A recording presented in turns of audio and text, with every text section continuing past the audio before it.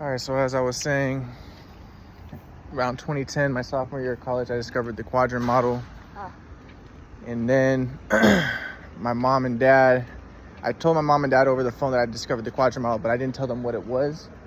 And my grandpa told them that he was concerned that I had schizophrenia, even though I hadn't told them what it was yet because I didn't want to tell them over the phone.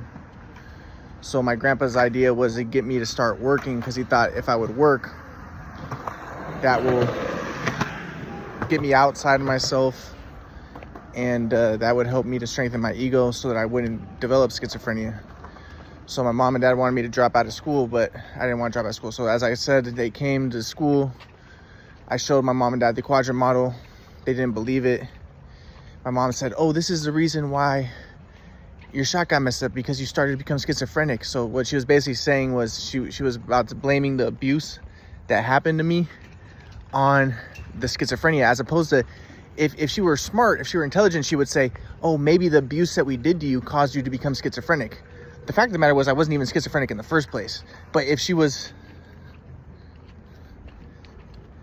intelligent, or if she was, had any amount of understanding, she never thought that, because a lot of the propaganda of the world today, because everything is propagandized and politicized, is, oh, schizophrenia is just genetic. And no, a lot of it has to do with abuse and poor environments. Well, I mean, but even that, I can't say for sure, because there's propaganda and political agendas behind everything. But regardless, my mom was like, "Oh, so this is why your shot got messed up, because you started becoming schizophrenic." So anyways, as I said, my HPA axis, my hypothalamic pituitary adrenal axis, I remember what it's called now, HPA axis, had been kind of messed up. So I remember when my mom and dad were in my apartment and they were helping me move, I yelled at them and I told them to get out because they're telling me that I'm schizophrenic and I need to start taking medicine. So then, as I said, I left a bunch of my basketball videos or basketball DVDs because it is true, at the time, maybe I was going a little bit crazy because, as I said, I had piles of papers. A lot of it had quadrant model stuff, but also a lot of the piles were the conversations I was having with people and I was writing them down. And as I said, I was following signs and maybe I was a little bit out of it. But my mom and dad, though, even my grandpa says the way that they handled the situation was predatory, predator prey. He said for them to be telling me, "Oh, you're schizophrenic, you need to take medicine and stuff," that was predatory. That wasn't helpful. So then I told them to leave and then they left. And then, as I said, my grandpa was teaching me about how if you're in the flow, you're not attached to anything. And I didn't really understand his teachings at that point. And I still was a leftist at that point. So I was like, okay, I'm not attached to anything. I'm just going to leave my basketball DVDs in the apartment. I don't really care about them because I'm not attached to anything, even though I did kind of care about them, right? But at the time, I had to study the swag flow, so I didn't really care if I lost the DVDs. But I'll get to that. So I left the DVDs, and my mom threw away my rap. So I would have been a famous rapper. And if I had those DVDs, people would have been astonished at how good I was. But regardless, like I said, I was even upset because my mom and dad barely recorded my games in the first place because they weren't good parents. They went to all my games, but my mom was too afraid to make mistakes. She's too anxious, so she didn't record. And my dad went to all my games and he wanted to watch so bad he couldn't record and watch at the same time. So I didn't have many videos to begin with, so I was already upset about that. And then with the few videos I had, like 30 of them, I just left them in my apartment because I was trying to follow my grandpa's transpersonal teachings, and like, I'm not attached to anything. So I just left them in my apartment. So that's a tragedy. So my grandpa, and I told my grandpa about that later. My grandpa was like, "Yeah, you weren't in the flow. You were trying to make things happen. You weren't in the flow because I was trying to be not attached, which is a form of attachment. And it was still the ego. I thought I was transcending the ego, but it was still the ego.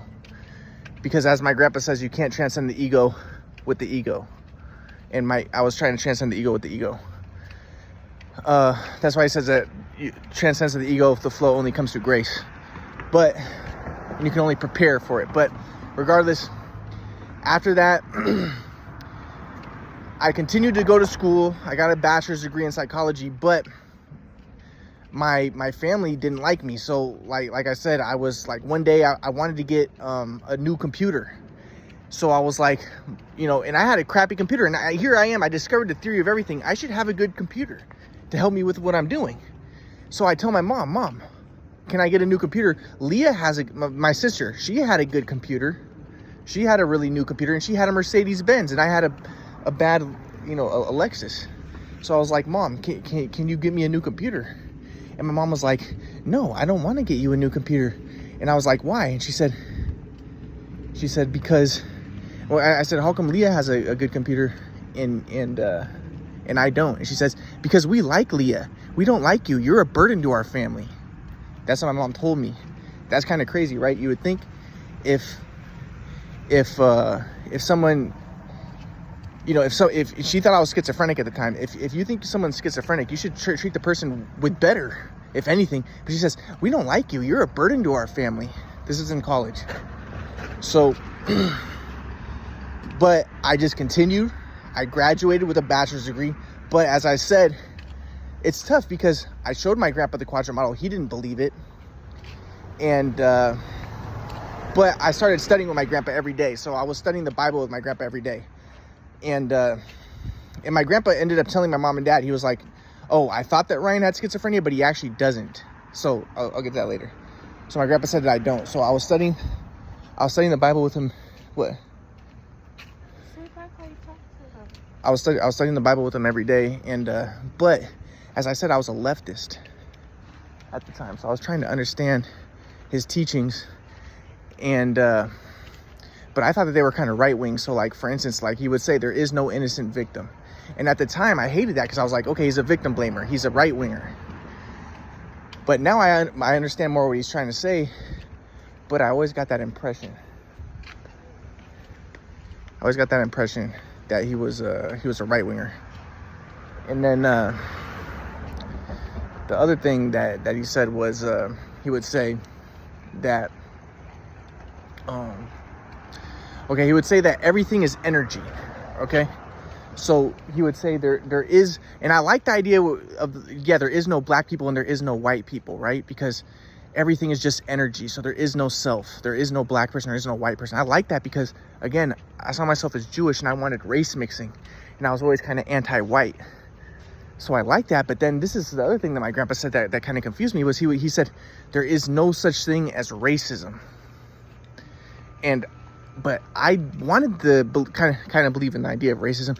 But I mean, I like that idea because I was like, yeah, there is no such thing as racism, because there's no such thing as race, and we should all, you know, there is no black people, there is no white people, because I saw myself as Jewish and I wanted race mixing. So really, I did see black and white, but it was more that I was anti-white.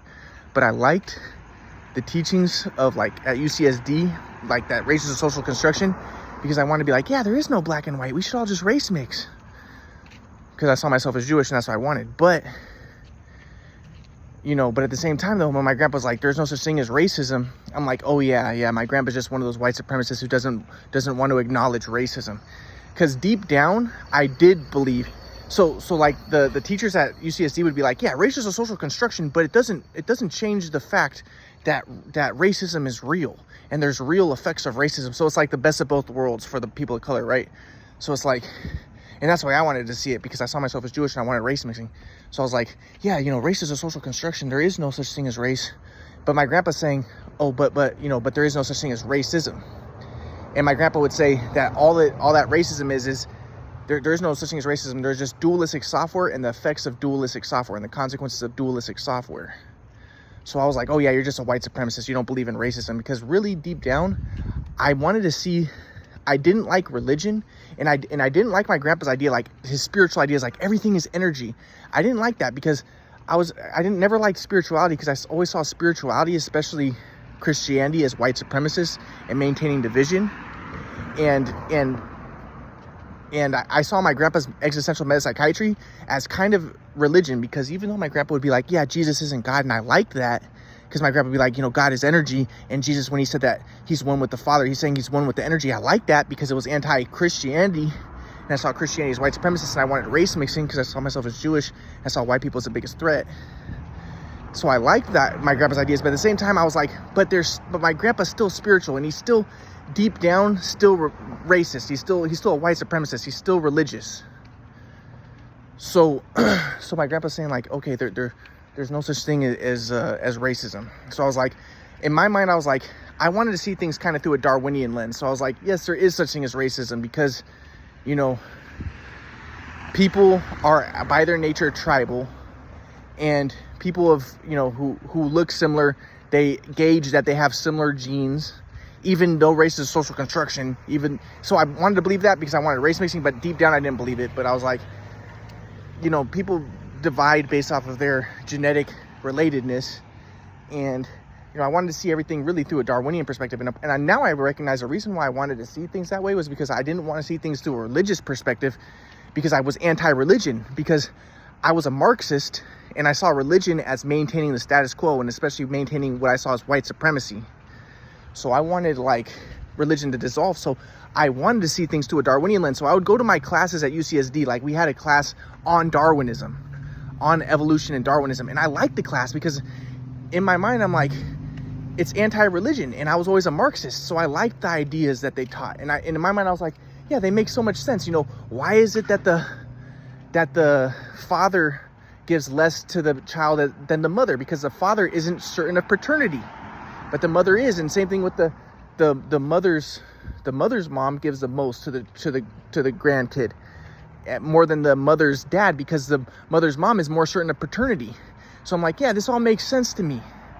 And, you know, but now I recognize, why did I want to believe in the Darwinian genetic perspective? It's because, I think it's because I saw myself as Jewish, and so I was anti-religious, anti-Marxist, because I think because Jews see themselves more as victims. So I don't want to my grandpa would say this, I didn't want to take responsibility for my grandpa say upgrading my software. And I wanted to say, it's not the Jews' fault that the Jews were mistreated. It's because of Darwinism. It's because of Darwinism. It's beyond the control. It's beyond our control. It's forces that are beyond our control. So I wanted to believe in Freudianism and Darwinism and all these things that were anti-religious, because, you know, my grandpa was an existentialist and he wanted to take responsibility. But I was just like, no, that's just victim blaming, because my grandpa would say, so anyways, I'm studying with my grandpa. I'm studying the Bible with my grandpa, and he's all into taking responsibility and working hard and stuff. And in my mind, I'm just like, he's just a white supremacist. Because I'm like, you know, what's the big deal about working hard? If you're working hard for a system that's white supremacist and that hurts people, and, you know, so I was more kind of a hippie, anti-white Marxist. So I was studying with my grandpa, and I was reading the whole Bible with my grandpa, and I didn't explicitly tell him that I didn't like his teachings, because I wanted to go through the whole Bible with him, and I was lazy to do it myself, and he had good ideas, so I would listen to him as I would read the Bible with him every night during college. I would call him on the phone and we would read the Bible every night until we ended up reading the whole Bible. But like I said, I didn't like my grandpa's interpretations. And while I was reading with my grandpa, I was coming up with my own interpretations. And basically what I was trying to do, because my grandpa just teaching me, you know, yeah, don't make excuses, go all out. Jesus taught people to go all out, not make excuses, and just work hard. And in my mind, I'm like, that's just a white supremacist doctrine. But I wanted to see the Bible as Marxist, because I was anti-white, anti-religious, and I wanted race mixing. So as I'm reading the Bible, I'm just trying to undermine it.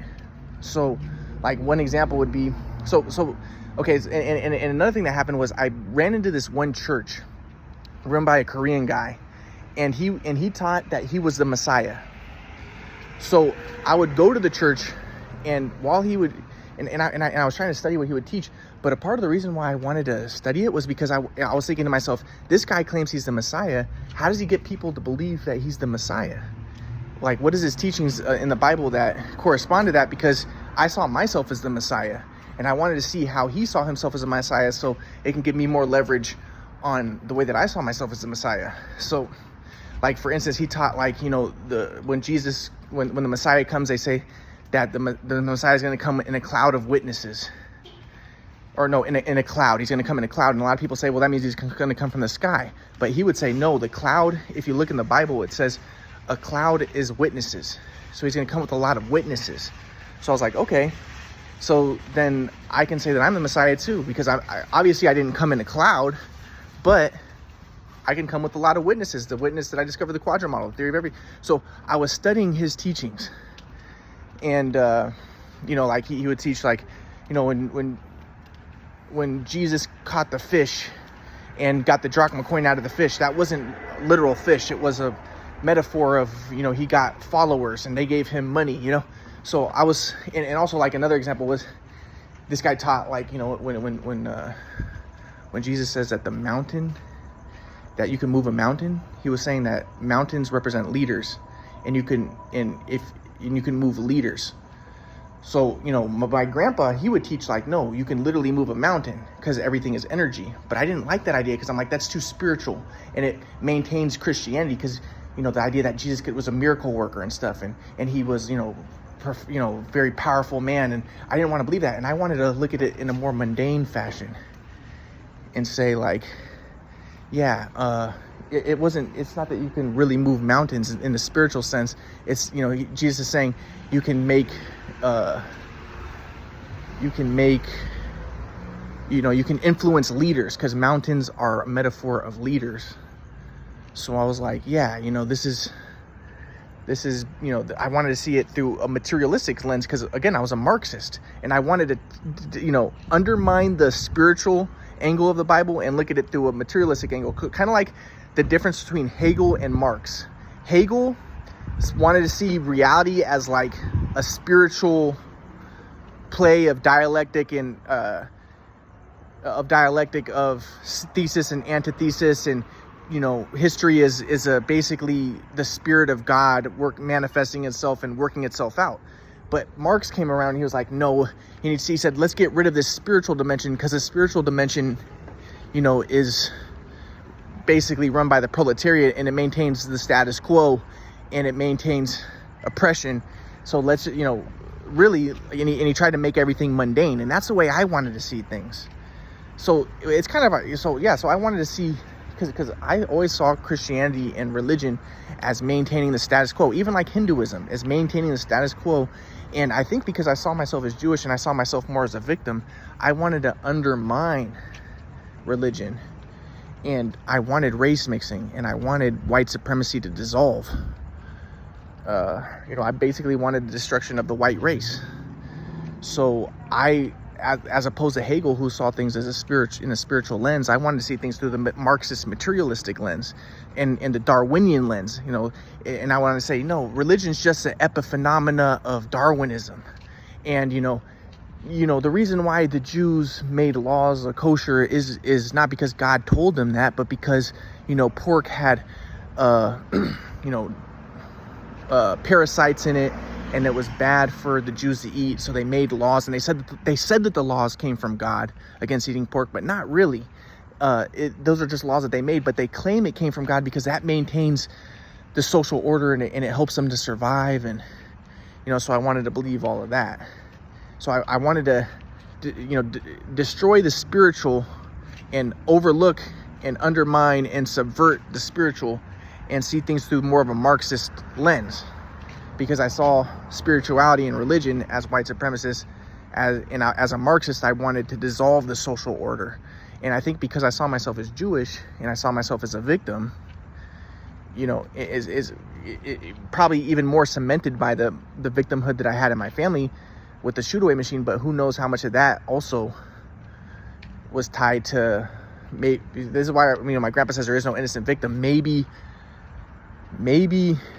this was my karma in a sense, and you have to get very deep into complex metaphysics to get into this. But regardless, that's kind of the way I was. So to make a long story short, throughout college, I was basically studying the Bible with my grandpa, but my grandpa would be like, there is no homosexuals because everything is energy. But I was like, no, my grandpa's just a white supremacist. Of course there's homosexuals. But why did I want to believe that there's homosexuals? And I wanted to believe it was genetic. But why? Because I didn't want to take responsibility, probably because I'm like, I'm a victim, and I didn't want to believe that, my grandpa's very into taking responsibility. But my grandpa would be like, no, because everything is energy. And now I understand what he's saying, but at the time I didn't. If you're in the flow, you don't identify as a homosexual. You transcend the self, and everything is energy, and there is no thing, and okay, so on and so forth, right? But I wanted to believe that there's homosexuals because I'm like, no, my grandpa's just a white supremacist. He doesn't want to believe that there's homosexuals because he wants to make everybody into baby makers and You know, he wants to make women into baby makers so he can maintain the white race. And I wanted to see everything as an epiphenomenon of Darwinism and Marxism and stuff like that, because I was a Marxist. So I'll continue next lecture.